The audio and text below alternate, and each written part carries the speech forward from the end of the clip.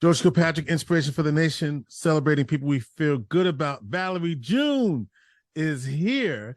She's just out with her latest book. It's called Somebody to Love, but she's also a Grammy-nominated musician.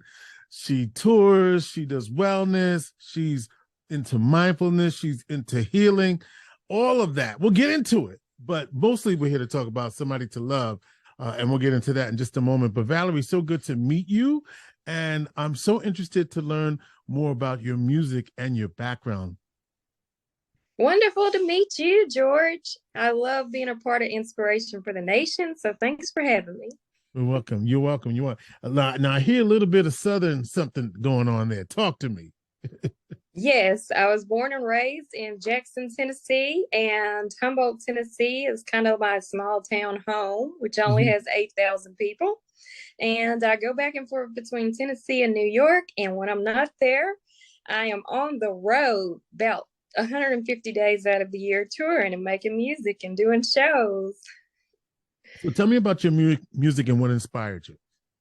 Well, my father was a music promoter and in the South in our area. And so he promoted the first shows of like people like Prince and some of Bobby Womack and different musicians. And it inspired me because I had to help him with some of the performances and set up the green room or help him with going to radio stations and as a kid. And so when I grew up, I knew I kind of wanted to be in music or I wanted to be in art, one or the other. But I chose to do a little bit of both. But it came from my father and my mother. My mother is a painter. She's an artist. She can do anything creative, really. So both of them are my inspiration in art and music. So your music covers as many genres. I think of folk, right? But then it's R&B, but then it's country, but then it's rock. So talk to me about your music and why your lane. In some ways, do you want to even be identified in a particular lane? You know, if there were a lane that I could be identified in, I would love for it to just be that I'm a singer-songwriter. And I think now with access to the internet and this time period we live in is so fascinating because musicians don't just do one genre anymore. People do what they feel. And that means that we have access to music from all over the world.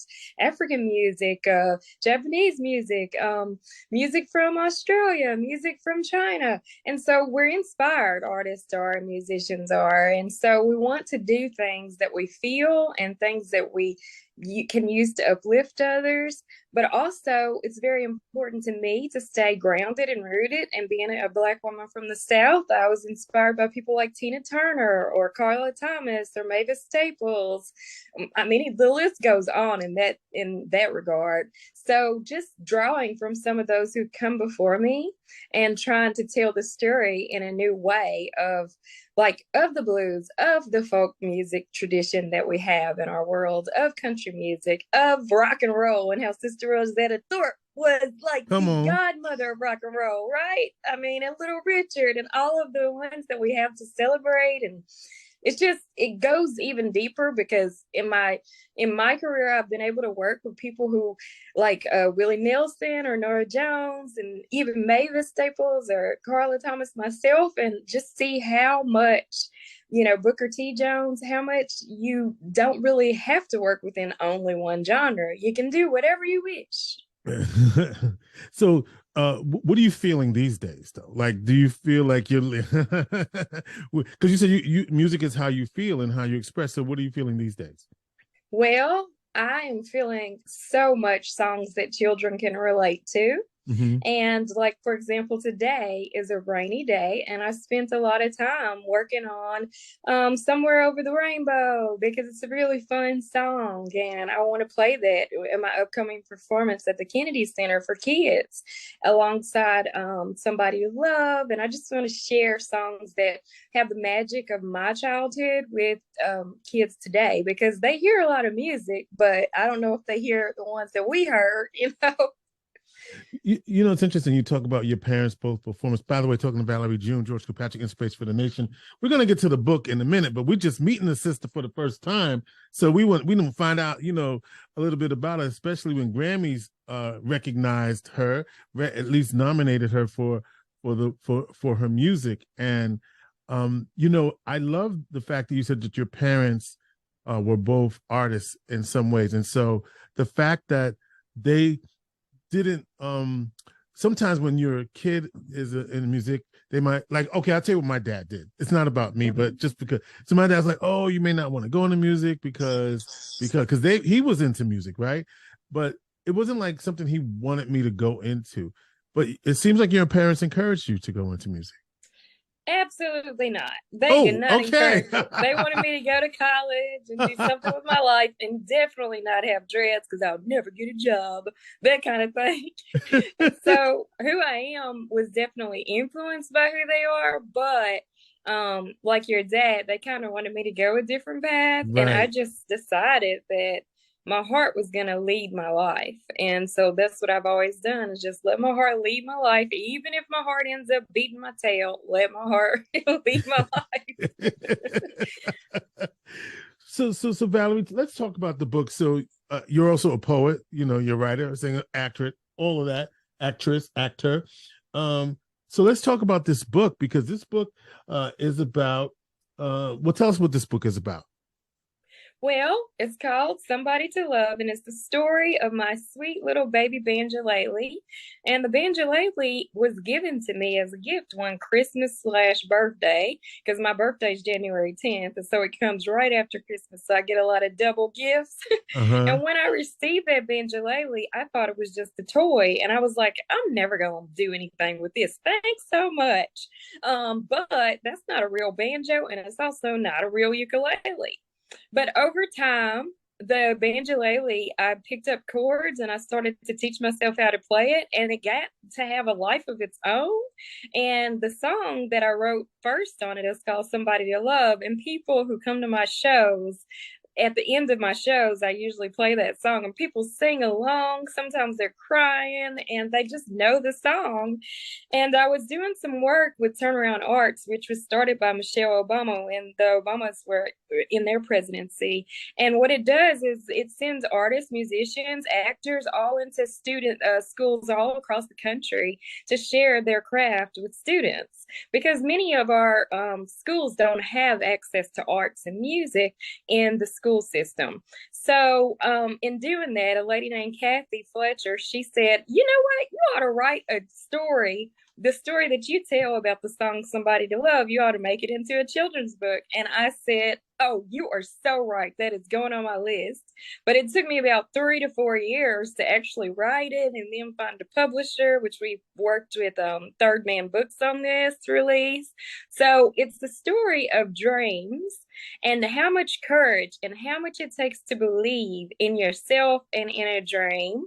And it personifies the banjolele. And at the end of the book, it deals with dreamers like Dr. King, famous dreamers like Oprah Winfrey, Albert Einstein, and it really just inspires people to believe, keep believing in your dreams. From young to old, we all have dreams, and why should we give up our dream? There are dreams for each other, and there's dreams for society like Dr. King's. We got to keep dreaming, right? So this is why I wanted to share the book. Yeah, and I would also say it's probably a little bit of Valerie in this little girl, right? Yes. I think the illustrator Marseille Avalar, she did an amazing job turning me back into a child in the book, but also just telling a little bit of my story. My grandmother is in there, my grandfather, my mom, my dad. She asked for real photographs of them and drew the true illustrations of them in the book. So my grandmother passed away at 96 in July, and before she passed, I would go visit her almost every time I could when I wasn't on the road. And I showed her a PDF of the book, and she was like, you don't say, I'm going to be in a children's book. She could not believe it. That is so sweet. Yeah. That is incredibly sweet. And so I love this idea, and this idea of not giving up on your dreams. And like for a lot of us, you know, this idea of pursuing the dream. And I'm sure along the way, there were a lot of obstacles, especially in this business. I mean, how do you overcome the doors that don't open, or whether or not you can actually pay your rent doing this work, right? Or leading with your gifts, right? How do you trust? At what point do you trust yourself? Because in the beginning, you're not seeing it, so you got to do something else. So at what point do you begin to trust you and yourself and believe for real, that I have something that the world wants to hear? Wow, that is a great question, George. That's where I lean on my wellness and mindfulness practice, because when you are an artist and a dreamer, or if you just are a dreamer, you have a dream that you want to teach school, whatever it is, people might not necessarily make that easy for you, the path. And what you have to do is see it in your mind's eye and constantly do meditations around it, do quotes and things that keep you focused and things that keep you inspired on your true belief and your true desire and your dream. And know and call upon dreamers who've come before. And I ask myself all the time, are our dreams supposed to be fully fulfilled in our lifetime?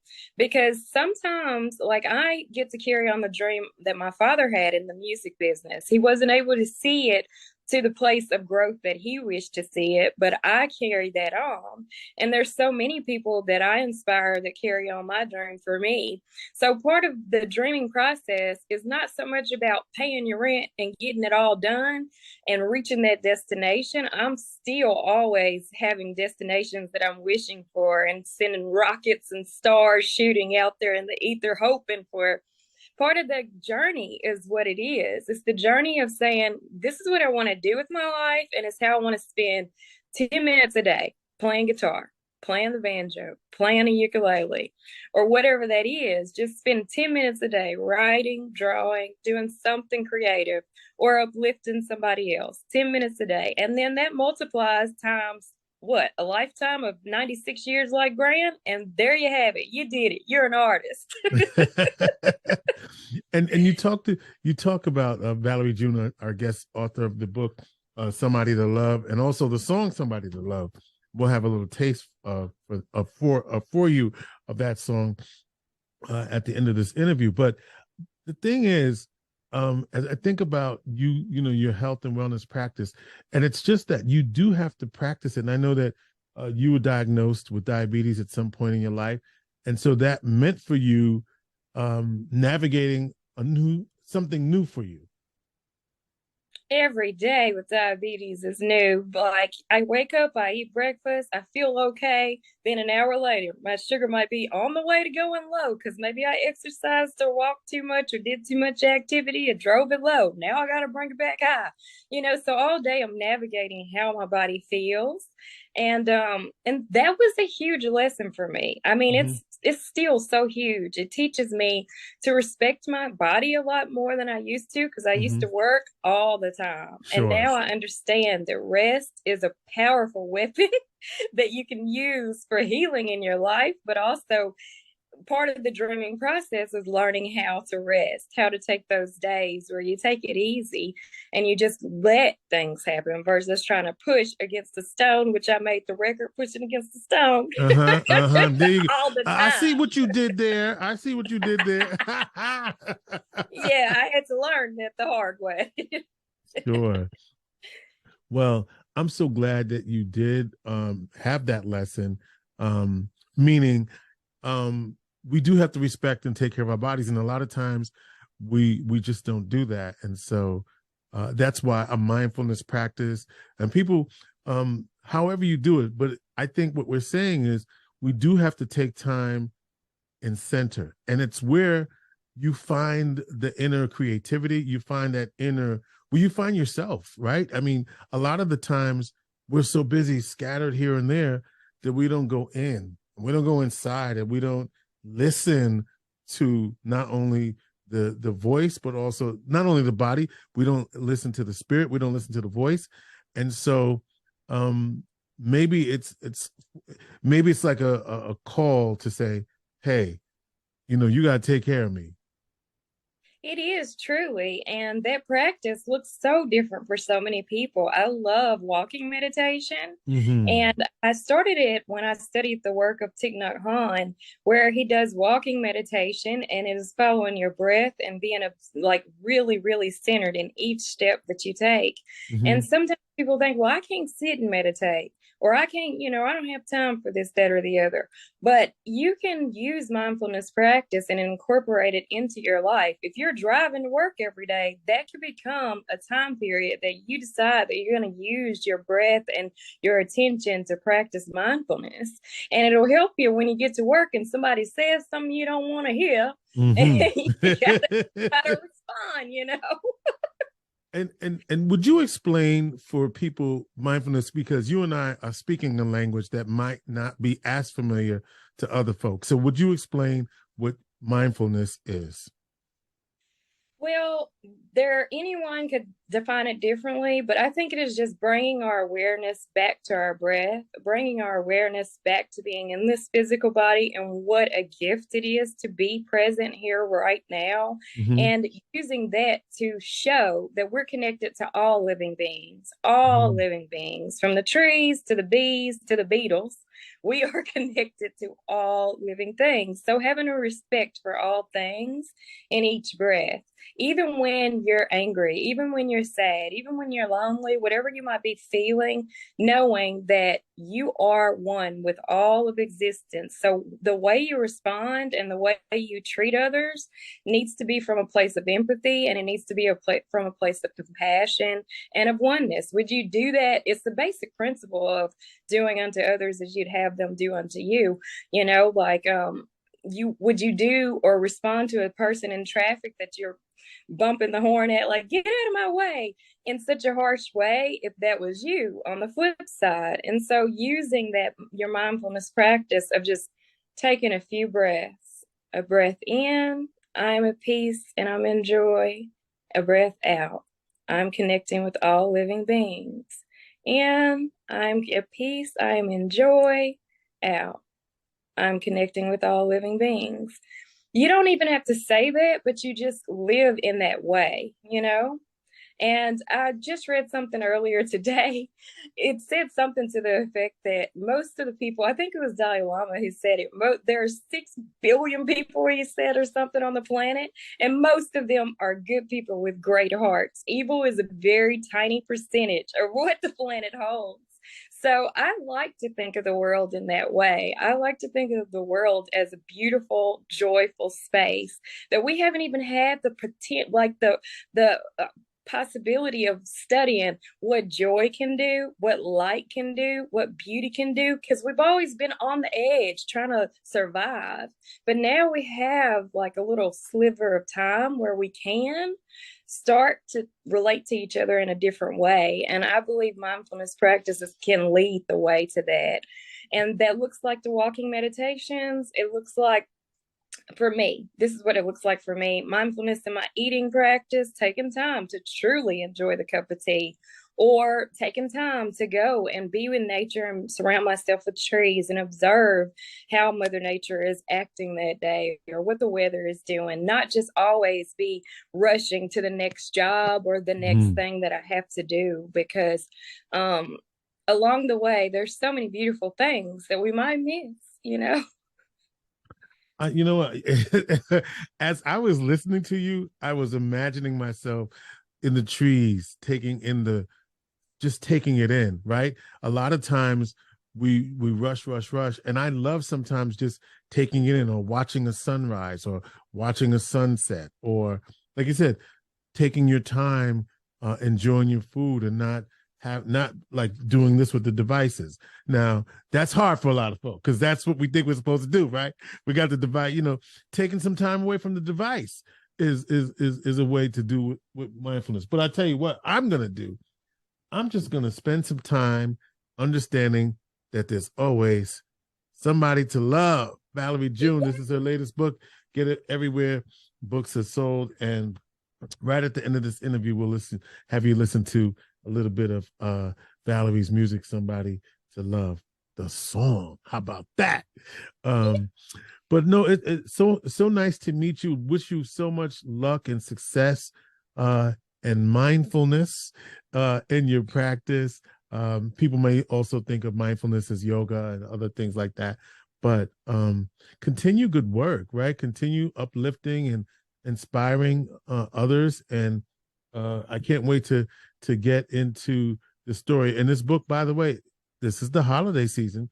So this would make a great Christmas or Kwanzaa gift or any kind of gift, right? Whatever time of year it is, it's a nice gift. And the illustration is beautiful by my good friend. Well, it's not my friend yet, but I'm sure it will be Marcela Avelar. And I'm sure that you'll enjoy the pictures. And they're of her family, of your family, Valerie. So that's pretty cool. Anything you want the audience to know, Valerie, about you and where you're going to be? Well, I'll definitely be at the Kennedy Center on January 7th coming up, and that starts out my new year. So I'm looking forward to the audience coming. It's a free show at the Millennium stage there. And so it's for all ages, and hoping a lot of kids come because I'll read the book and speak with Holly Bass, who's over the Turnaround Hearts Arts program, and we will just have a great time. Marcela Avalar will be there as well to talk about art. Beautiful. All right. Multi-talented, multimedia artist and author Valerie June joining us on Inspiration for the Nation. Get the book, find it everywhere books are sold. And Valerie, check out Valerie January 10th at the Kennedy Center in Washington, D.C. on the Millennium. 7th, right? 7th. I don't know why I said the 10th. January 7th. January 7th at the Millennial Stage at the Kennedy Center in D.C. Y'all, let's make it happen. Inspiration for the Nation.